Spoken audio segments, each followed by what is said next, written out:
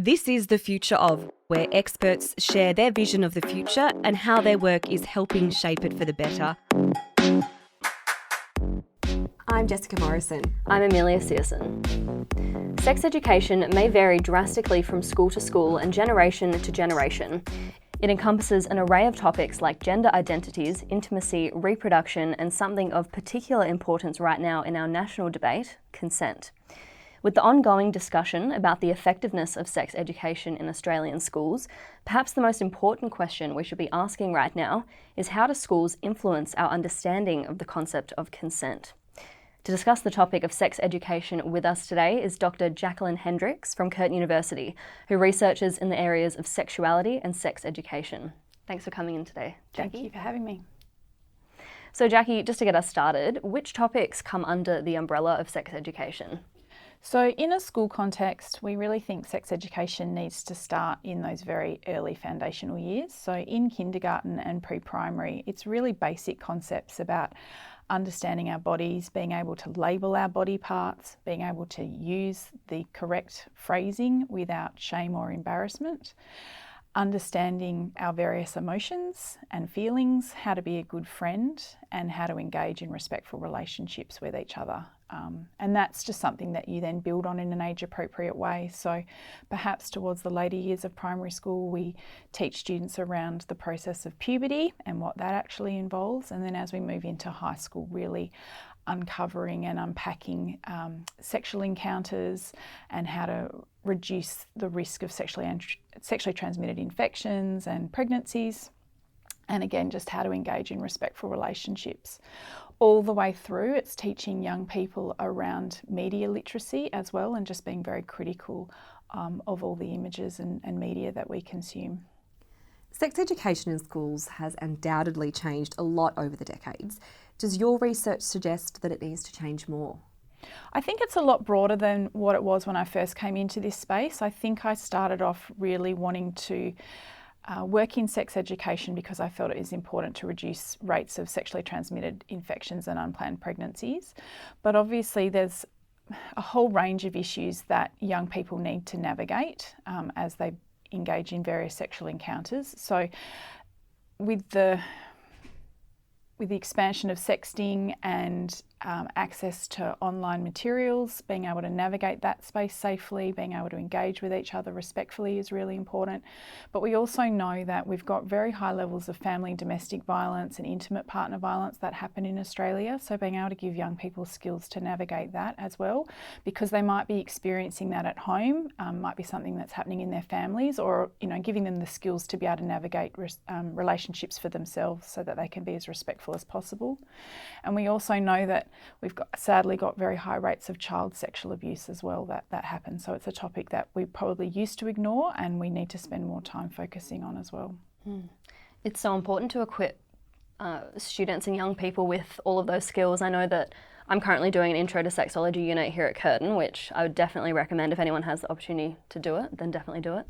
And I'm learning things now about myself and about just humans and sexuality and everything that I really should have known when I was a lot younger. So as you say, it's so important to actually make sure that we're equipping young people with the skills that they need to function, really.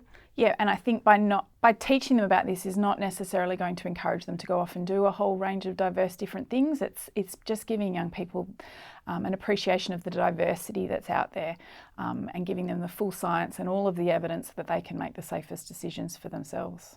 And Jacqui, how do cultural differences and religious doctrine in schools impact sex education, do you think? So they can make things a little bit difficult in certain aspects, but I wouldn't say that across the board, schools from a cultural background or with a significant number of culturally diverse kids are doing a bad job. I think there's wide variability across the country about how this is done, and it's not due to a particular cultural ethos or religious background. It's just an extra facet that needs to be considered in the education. So again, it's giving the full evidence, but also being able to deliver it in a respectful way that acknowledges that cultural background or that religious background. And I think bringing that conversation into the lesson is really important. So saying to the students, here's all the full suite of contraceptive options that are available to you, but due to our religious beliefs or due to our cultural background, we feel students should be practicing these particular methods, for example. It's been suggested that single-sex schools may perpetrate sexism and gender stereotypes in children and then inhibit the development of their emotional intelligence. Do same-sex schools approach sex education in the same way as co-educational schools, or is that a pretty across the board? It's obviously a loaded question. I think it's a bit simplistic to say that single-sex schools do an inferior job. I think across the board, we know in Australia there's wide variability. Every state has different guidelines in which to follow. And then at the school level, every classroom can do quite a varied job as well. It really does come down to the individual teacher, how confident they feel to teach this topic, and how much support they're getting from their school to deliver relationships and sexuality education. So I think if you come from a single-sex school, there is this added pressure to ensure that you're bringing the conversation or the perspective of the other sex into that school, and some acknowledgement that, perhaps if it's a boys only school, some actual acknowledgement and interaction with females in various ways, and some single sex schools do a fabulous job of that. So I think it's just widely variable, and it just depends on if a school sees this as a priority area and the way that they tackle it. So obviously, Jacqui, this has come into the spotlight with a petition. There was a story earlier in the year, a petition from a schoolgirl in Sydney. It was more centred around the single-sex schools there. Now I believe it's gone nationwide. Do you think that has highlighted the difficulties in children in maybe same-sex schools understanding consent, because it's a very nuanced conversation? So how do we go further with this?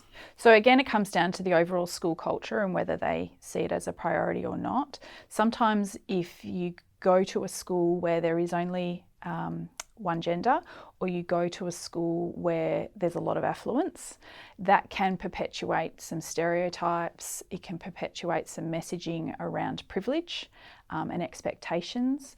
Sometimes young males, for example, progressing through late adolescence, see sexual encounters as some sort of conquest. So really, if a school can tackle that head on and have very open conversations with their young people about sex and how to engage in a healthy relationship, that it's a mutual experience where both people need to be fully enthusiastic about what they're doing. Sex is something that you should be doing with somebody, not to somebody. And yes, you're right, consent is a really nuanced conversation. It's not a one-off lesson that can be had. Students really value not being spoken to. They really value conversations, and they really value working through case studies and coming up with little vignettes and actually, hey, if this was to happen, how can we workshop this? What would be the appropriate way to work through this? Consent's very tricky. It's just not a black and white topic, unfortunately. Mm. And those perceptions of sexual encounters as a conquest, what do you think causes that? I think if you come from a background of affluence or privilege and expectation, you feel like it's something that's owed to you, or it's a milestone that you must go off and achieve, without necessarily recognising that there's another person involved. A really healthy relationship is one that's equal and respectful, where both partners are getting something out of this relationship, and there needs to be equal give and take. And if we're growing up in an environment where a lot of things are handed to us quite easily, and we feel like it's something that we can take from other people, then that's obviously going to impact the way we may engage in a sexual encounter. Like a real sense of entitlement, sort of. Yeah. And obviously in Australia at the moment, in our parliament, we've got allegations coming out allegations of sexual harassment and assault and lewd behaviour coming out left, right and centre. Do you expect these allegations about sexual violence and lewd behaviour against women in Parliament to spark any change in how we approach sex education in schools? I would really hope so. Unfortunately, it doesn't look like they're very supportive of it. I really struggle to understand why. I think it's a very easy win for government, really, just to make a few simple changes and we could have some really comprehensive change across the board. Our Australian curriculum, so we have a national curriculum that every state and territory is supposed to abide by. We've had that in place for a number of years.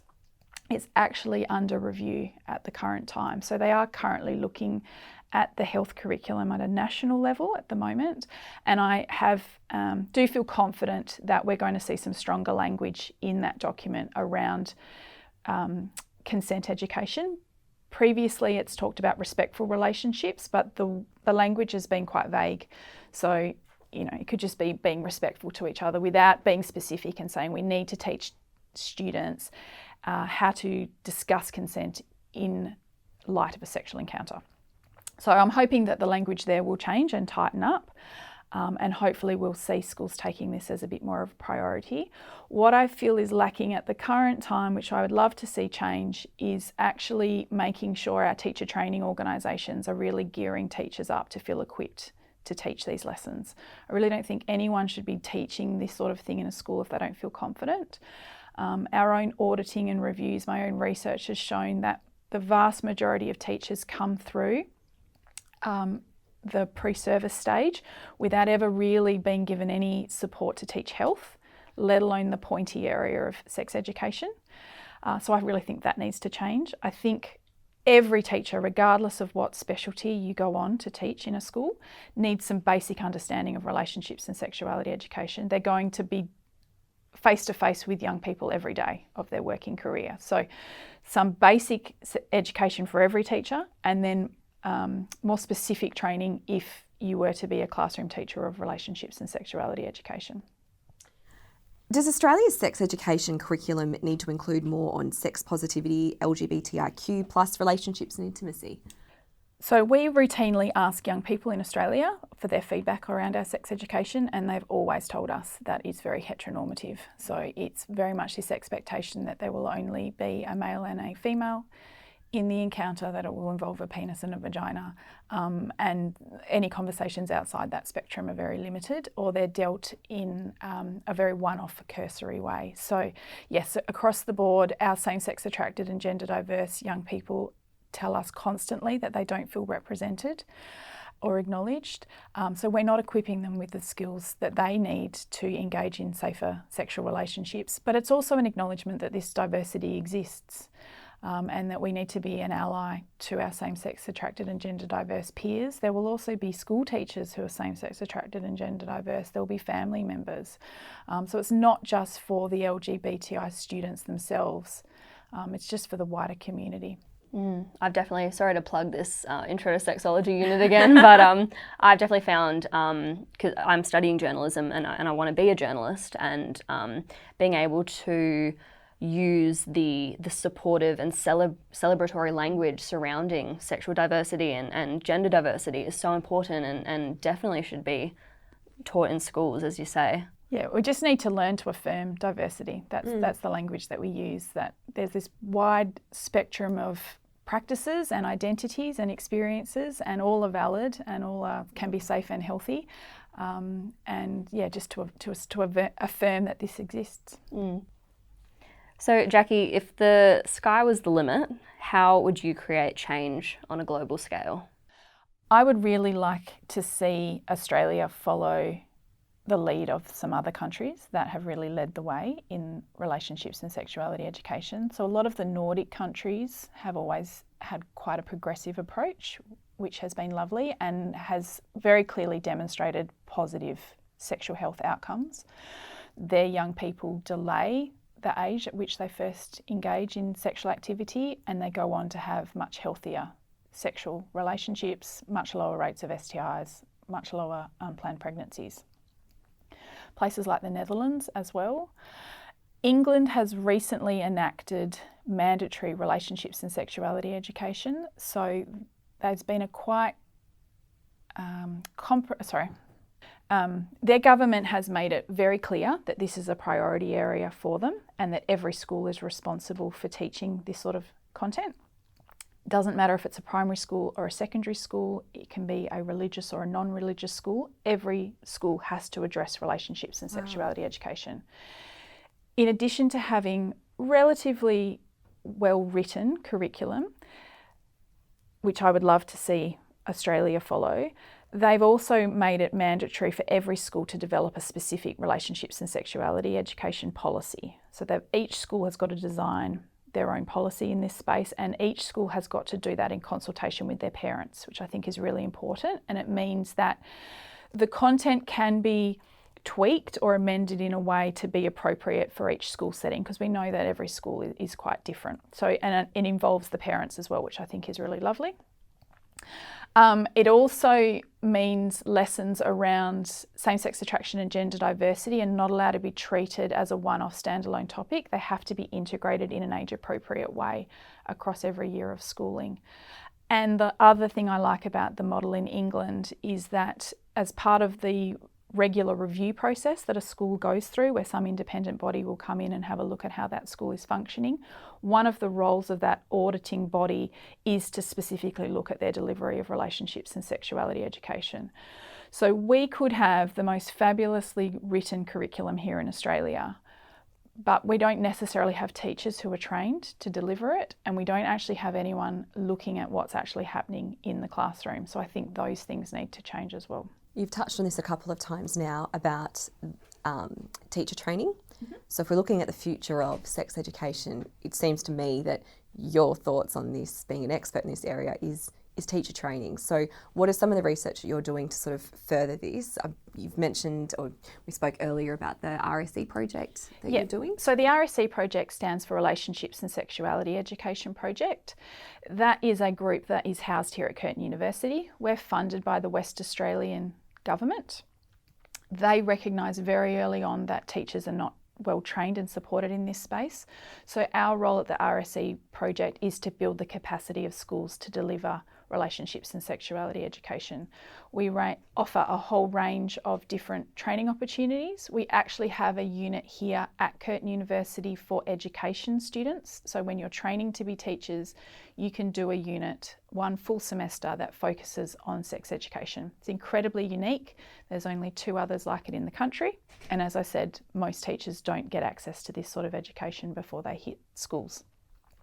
So we have that undergraduate unit, and then we also offer a range of workshops and seminars and after school activities on a whole range of sexual health topics, very practical, hands-on programs that teachers can come and learn about a topic and then go and apply some skills straight away into their classroom. We also have a fabulous symposium that we do every 2 years, which sort of showcases the latest and greatest in relationships and sex education. And then we also provide a bit of an auditing process as well. So if a school really wants us to come in and have a look at what they're currently doing, to consider what their classroom teaching is like, what their overall school ethos is like, and to also consider their engagement with their local community and parents. So that whole process is quite a holistic whole school approach. So we're not just focused on the classroom teaching, we really want to look quite broadly at what that school is doing. We're very happy to come in and to assist that school to do an audit, and then to provide them with some technical assistance if they want to adapt a few strategies or access some additional professional development and to improve their delivery. Wow. So what inspired you to become a researcher in this area? I was studying health promotion at Curtin, and right at the end of my course I was very fortunate to do a methods unit which really focused on the pointy areas of health promotion. So we used to call it the drugs, sex and rock and roll unit, because it was how to teach health promotion in those really tricky areas. And I just loved the sexual health side of it. I thought it was really fascinating, and I thought, well, if there's a topic that I'm going to do all day, every day, let's make it sex, because it just sounds really fun and a little bit naughty. And I didn't come from a family that was very open around these topics. So like you, I think as soon as I had access to a little bit of information, I found it really fascinating, and I was really confused as to why this sort of information wasn't more readily accessible. And then I heard that in addition to the health promotion course, little old Perth offered a sexology program, which was incredibly unique, world recognised, And I thought, well, what's another degree? We'll tack that one on as well. So I went and did some extra study in sexology, which I absolutely love. I often focus on the 0 to 25-year-olds and obviously the school space and supporting parents and other community groups to really help young people. But our whole sexology program is really fascinating. We get people from a broad range of disciplines. They come with various skills, be it in physiotherapy or OT, psychology, education, journalism even, and we just say, come and study with us and we'll be able to bring a sexual health element to your current expertise. So I just love it, and I'm always learning new things. Watch me graduate this semester and then come back and do a degree in sexology. Jacqui, just quickly, you mentioned family. Obviously, we've focused a lot here about sex education, the future of that in schools, but is there a role for the home, so for parents, for carers, and what they can do to further this conversation with their young people? Yeah, absolutely. It's a joint partnership between schools and parents. Neither group can do it alone. We really need to rely on each other. For parents, I say it's really embracing those age-appropriate conversations. Please don't think it needs to be a one-off birds and bees conversation. It needs to be lots of little conversations over your lifetime with your child. There's a fabulous resource that the health department has put out. It's a PDF booklet which is freely accessible on the internet. It's called Talk Soon, Talk Often. And that is a document that really helps parents to understand what sort of topics they need to speak to their young people about and gives them some tips on how to do that in a really easy way.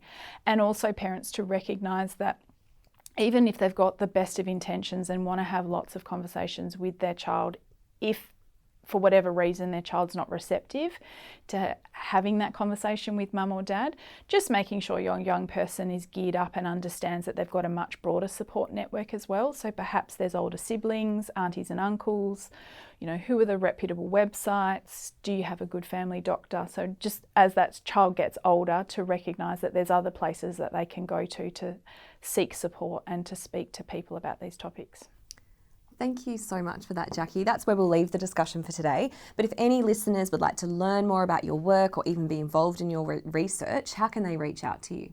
Please have a look at our website. So it's rscproject@curtin.edu.au. That website is really geared up to support school teachers and West Australian schools, but we really welcome input and insight from anyone. Wonderful. Well, we'll include those details in our show notes. Thanks again, Jacqui, for sharing your knowledge and discussing your research with us today. Thank you very much.